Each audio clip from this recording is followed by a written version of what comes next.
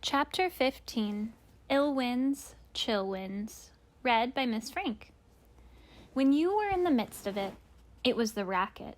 As you got farther away from it, it was the rumbling. One thing you could say about it, it wasn't hard to remember which way to run. As they hurried toward their imperiled home, Sussa and Jed tried to warn the creatures of the treetops, mostly the squirrels, but also some birds, chipmunks, what have you, about what was coming their way. At first, animals listened to them. The rumbling had already made them uneasy. They were nervous and jumpy. They were looking for explanations. But the farther the friends traveled, the harder it was to convince anyone. As the rumbling was muffled by foliage and dimmed by distance, it could barely be heard above all the other sounds of the world. How much more urgent was this cold wind rushing in, bringing heavy skies that swallowed up the treetops and let loose drops of icy rain. And when a few stray bits of snow were sighted falling in among the raindrops, instinct took over completely. Now squirrels looked blankly at Jed and Sussa, not even hearing what they said. Almost to a squirrel, they responded with the same 6 words. "Winter is coming. I must gather." Only 2 squirrels along the way actually stopped and listened to their warning. The first was a big burly fellow, old and grizzled, a squirrel who had survived many dangers. He turned a black, still shiny eye toward them. "Someone has said this sort of thing before," he said. "Was it today? Was it yesterday? I can't be sure." He cocked his head. "I can't hear any rumbling. Perhaps you are mistaken." He smiled at them. "We saw it," said Sussa. "We saw it with our own eyes." "Gathering is for nuts," said the burly old squirrel with a sage air. "Scattering is for danger." This is an ancient squirrel saying along the lines of, "We'll cross that bridge when we come to it." "But," sputtered Sussa, "but—" "Come on, Sussa," said Jed. "Goodbye, sir. When a tree falls in your forest, may the sound of it be distant." This is another ancient squirrel saying. You can probably guess for yourself what it means. Jed said it to be courteous, but he was pretty sure that this time it was not going to be true. The second squirrel who listened was a young reddish female. "That's what the other one said," she murmured, more to herself than to them. She spoke only a faint trace of reddish accent. "The other one?" asked Jed. "Squirrels passing through," she said thoughtfully.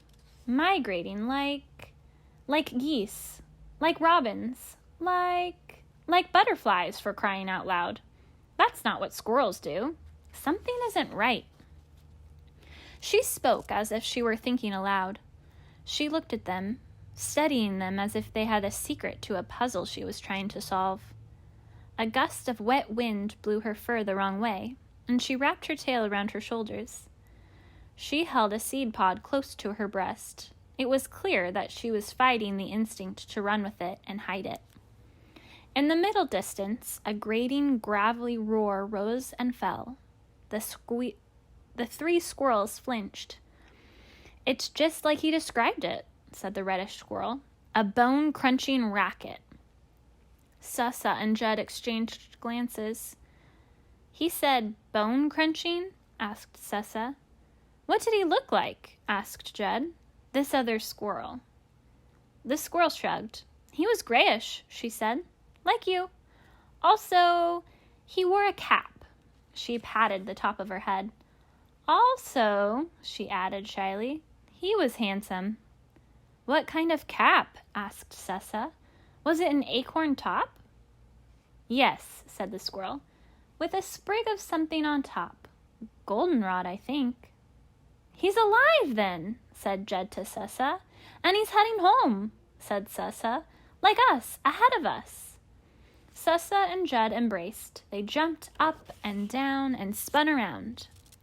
Then, wanting to share their joy, they drew the reddish girl into their circle and spun around again and again.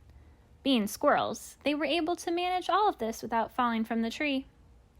"Thank you," shouted Sessa as they spun. "Thank you for the good news." Then, because even squirrels get dizzy, they sat down. Now it was the world that was spinning, and they laughed, waiting for it to stop. And it did. But the bone-crunching racket crescendoed a little louder, a little closer. Vibrations rippled and buzzed through their rumps and their footpads. "We'd better go," said Jed. "Okay," said Sessa. "I'm going with you," said the girl squirrel with sudden resolve. Then, more uncertainly, "If that's okay." "It's fine," said Sessa. "But what about your family?" "I'm an orphan," she answered, speaking simply and without self-pity. "A solitary, long story. I'll tell you about it. But," indicating with a nod to the sound of the shredding tree and the sharp whine that went with it, "I think we better move." "What do we call you?" asked Jed. "Chotchika is my name," said the squirrel, "but you can call me Chika."